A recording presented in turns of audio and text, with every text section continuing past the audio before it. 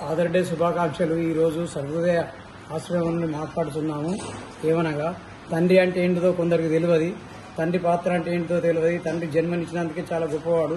అతను ఎందుకు ఇచ్చిండు, ఏమి ఇచ్చిండు అనేది ఏం తెలియక తండ్రిని ఈ రోజులలో అన్నం పెట్టడానికి చాలా ఇబ్బంది పడుతున్నారు.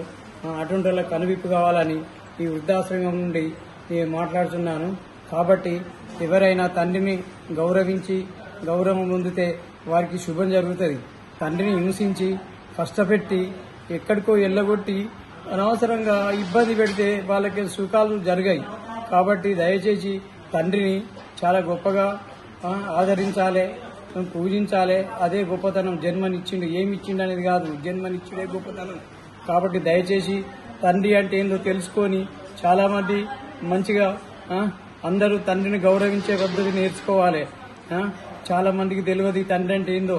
మాకేమి ఇచ్చిండు, మాకేమైనా సంపాదించిండా, తను ఏదో తిందో పోయిండు, మాకు ఏమి ఇయ్యలే, కాబట్టి మేము ఇప్పుడు ఏం జాదాం అని ఇంట్లోకి వెళ్ళి ఎల్లగొట్టే రోజులు అలాంటి కొడుకులు ఉన్నారు.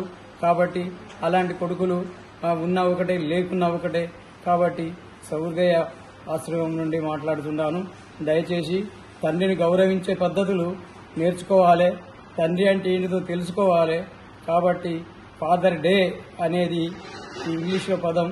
కాబట్టి దయచేసి ఫాదర్ను గౌరవించాలి.